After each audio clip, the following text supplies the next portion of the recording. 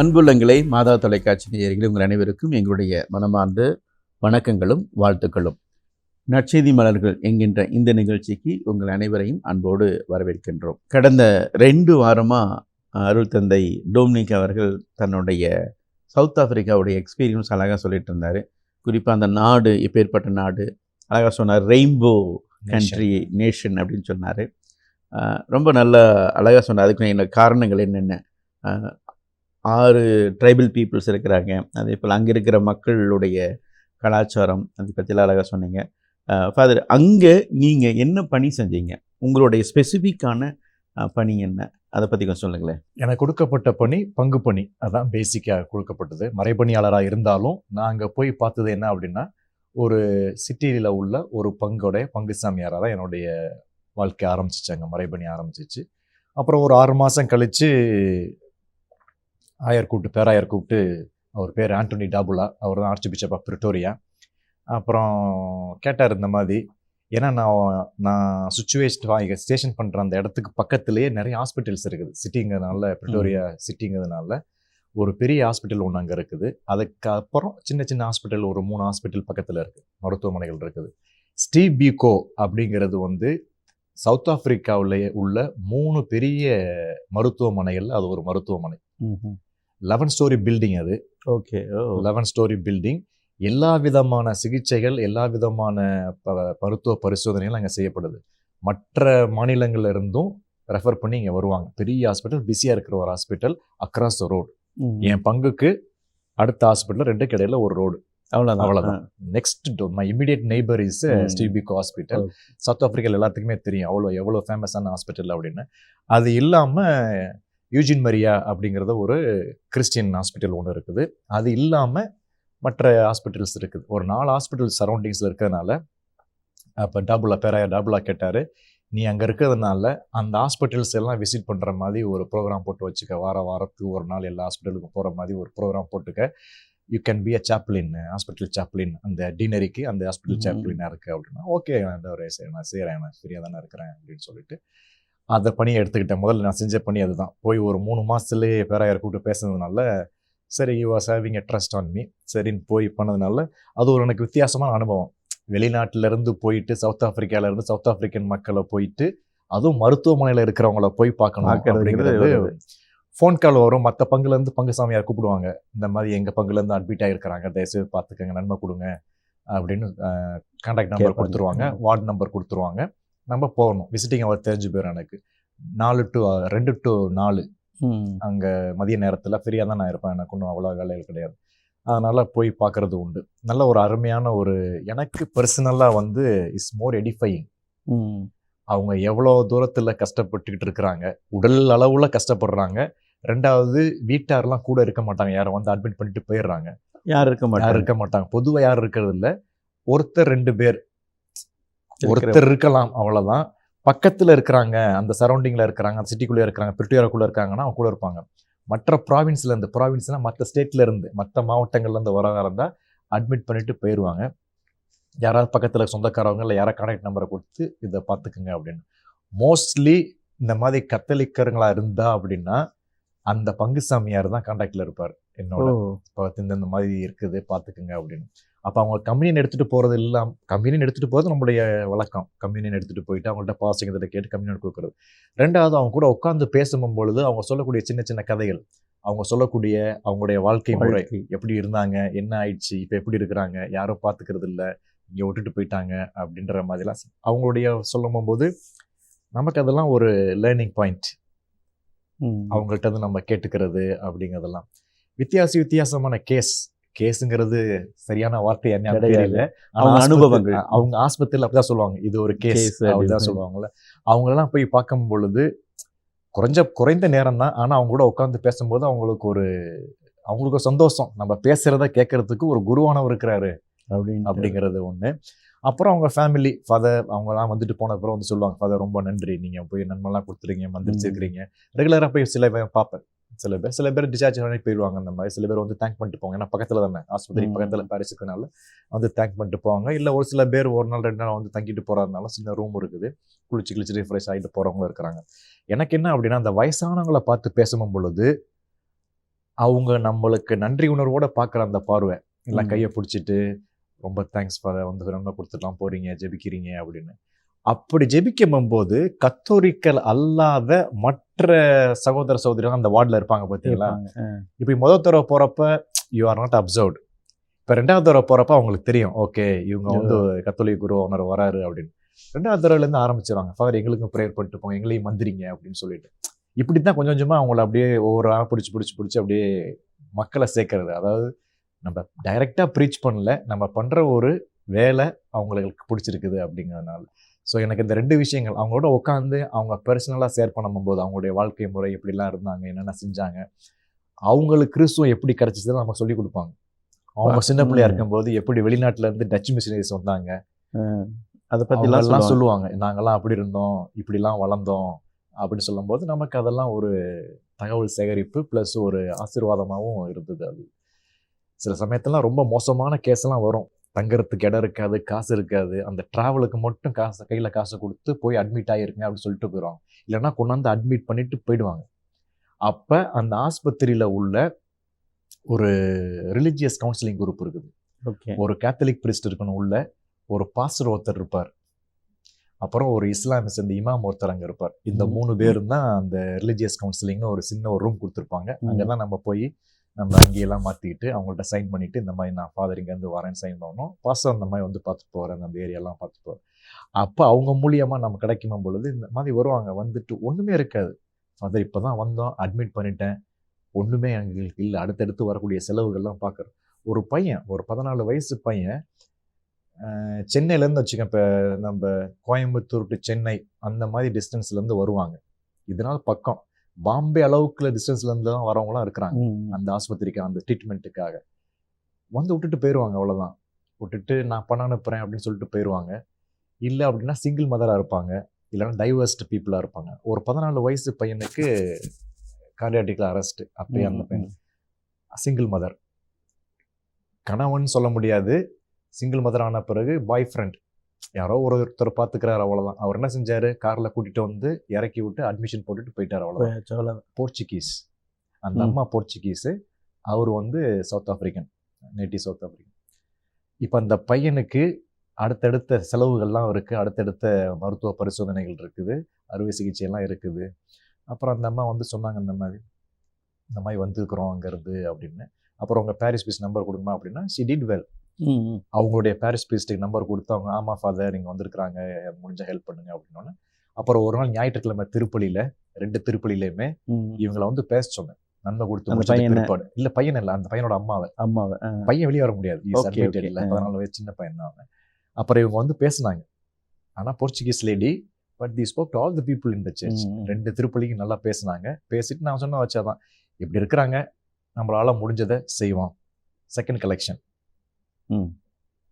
போட்டு 2 மாதத்துக்கு வந்ததெல்லாம் சேர்த்து அவங்களுக்கு கொடுத்தோன்னே வெரி ஹாப்பி. இந்த மாதிரி அனுபவங்கள் தான். அந்த 3 மாதத்தை போய் 3 மாதத்துக்கு ஒரு வாய்ப்பு கிடைச்சிது.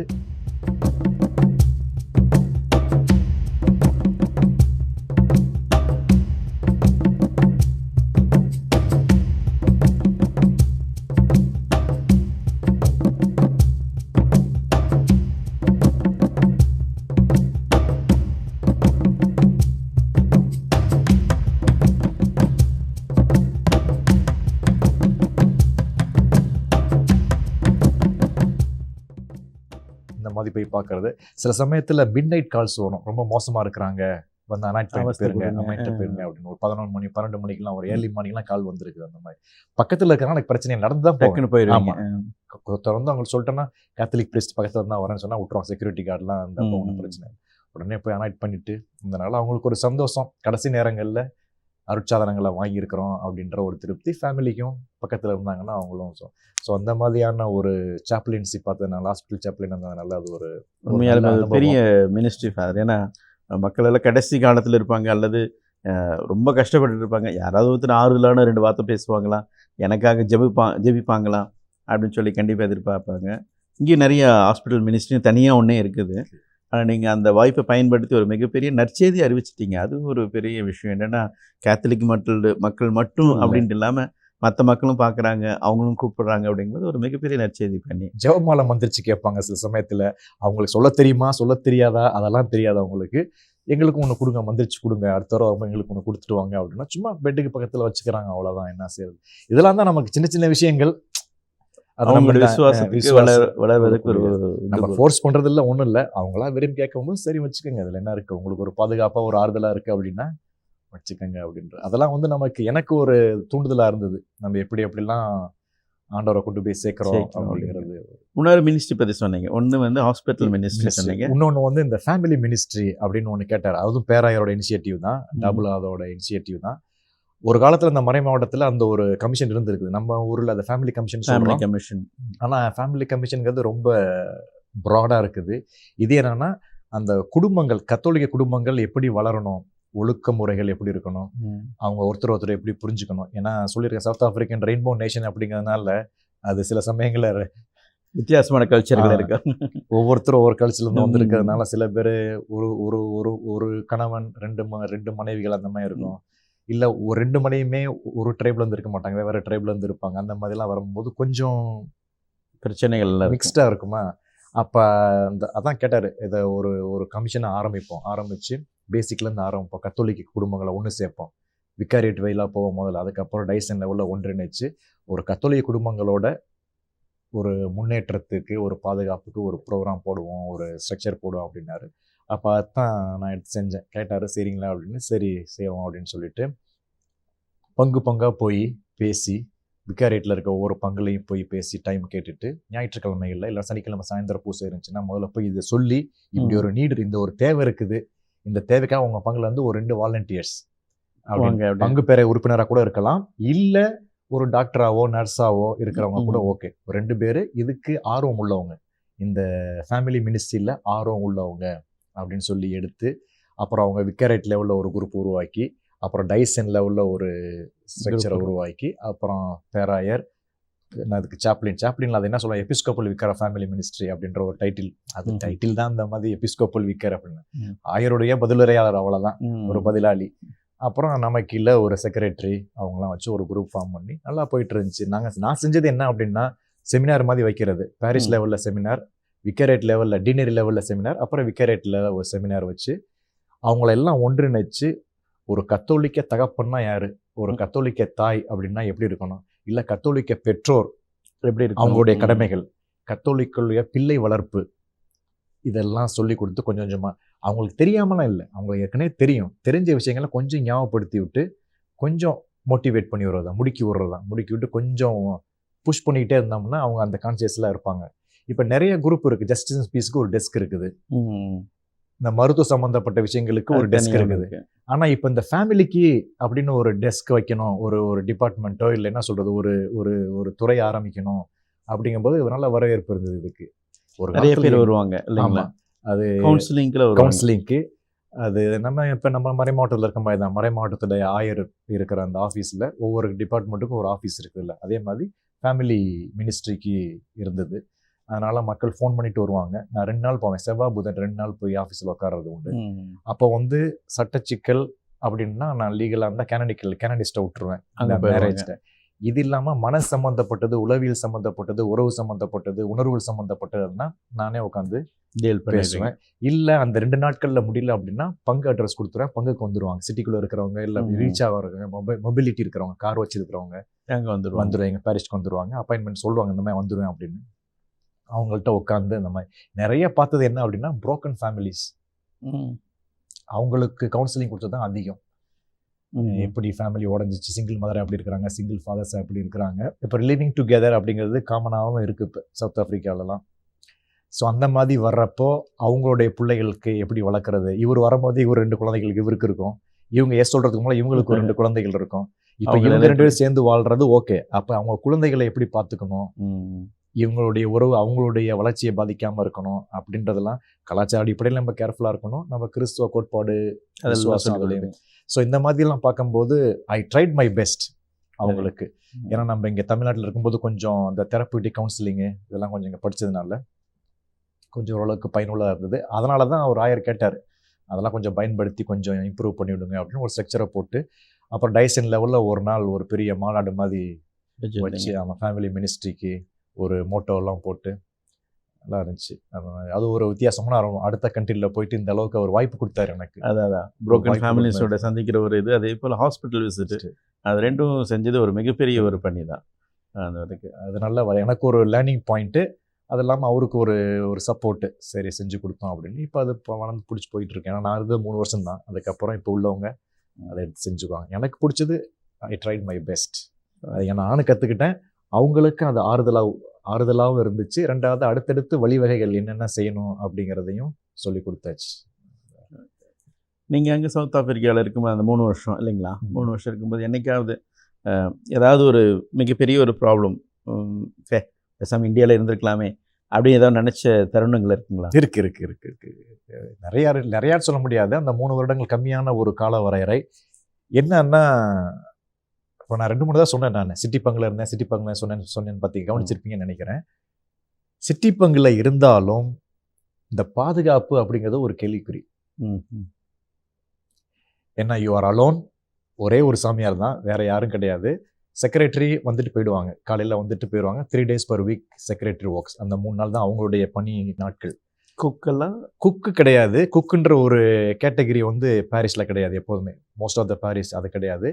கிளீனர், ஹவுஸ் கீப்பர் அந்த மாதிரி தான் இருப்பாங்க. அவங்களும் வந்து வாரத்துக்கு 4 நாள் வருவாங்க. அந்த குறிப்பிட்ட நேரம் 9 to 12 அவங்களுடைய வேலைகளை முடிச்சுட்டு க்ளீன் பண்ணி வச்சுட்டு, சர்ச்சை க்ளீன் பண்ணிவிட்டு, ஹவுஸை ப்ரெஸ்பெட்ரிலாம் க்ளீன் பண்ணி வச்சுட்டு போயிடுவாங்க. செக்ரட்டரி ஆஃபீஸ் வேலை, ஃபைனான்ஸு, பேங்கிங் அதெல்லாம் முடிச்சுட்டு அவங்க போயிடுவாங்க. அப்போ சாயந்தரம் மாதம் முடிஞ்ச பிறகு you are on your own, நீங்கள் மட்டும்தான் இருப்பீங்க. ஆமாம், நான் இருக்கும்போது இந்த சேஃப்டிக்கு சொல்ல வந்தேன். இந்த மறக்க முடியாத விஷயங்கள் என்ன அப்படின்னா, இந்த நைட்டில் ஏறி குதிக்கிறது இருக்குது கொஞ்சம். அப்படின்னா திருடர்கள். ஆமாம், வேண்டலைசிங்கும் இருக்குது, இந்த பிரேக் த்ரூ இருக்குது. அதாவது இவங்கெல்லாம் வந்து பிளான் பண்ணி திருடுறதுலாம் கிடையாது, வயிற்று பொழப்புக்காக இப்படியே அப்சர்வ் பண்ணிட்டே இருப்பாங்க. இதெல்லாம் இங்கே இருக்குது. கோயிலுக்கு கூட வரலாம், அவங்க கோயிலுக்கு வந்து திருப்பலிக்கு பங்கெடுக்கிற மாதிரி கூட அவங்க உட்காந்துட்டு போவாங்க. ஆனால் அந்த வரக்கூடிய அந்த காலகட்டத்தில் அந்த நேரத்தில் அவங்க கரெக்டாக பார்த்துக்கிறாங்க, எது எங்கெங்கே இருக்குது, எந்தெந்த வழியில் போகிறாங்க வர்றாங்க, அதெல்லாம் பார்த்துக்கிறாங்க. நைட்டில் ஏறி குதிச்சு அவங்களாம் எடுக்க முடிஞ்ச திங்ஸை எடுத்துகிட்டு போயிடுவாங்க. இது ஒன்று நடந்துச்சு எனக்கு.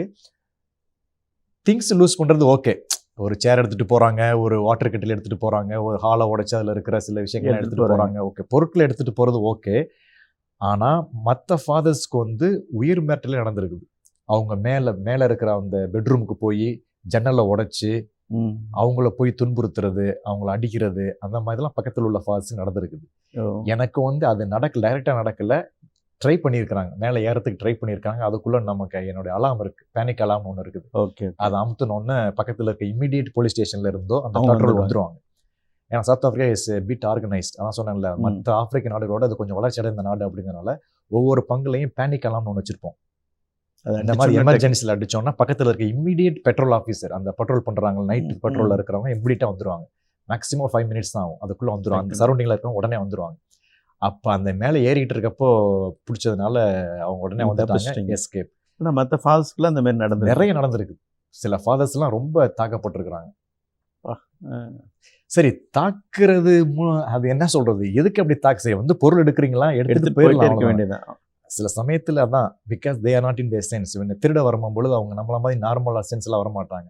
தே ஸ்மோக் சம்திங் ஆர் க்ளூ, அந்த க்ளூன்னு சொல்லுவோம்ல, அந்த மோந்து பார்த்துட்டு வர்றது, அந்த மாதிரி சப்ஸ்டன்ஸ் யூஸ் பண்ணுறவங்க தான் அந்த மாதிரிலாம் செய்வாங்க.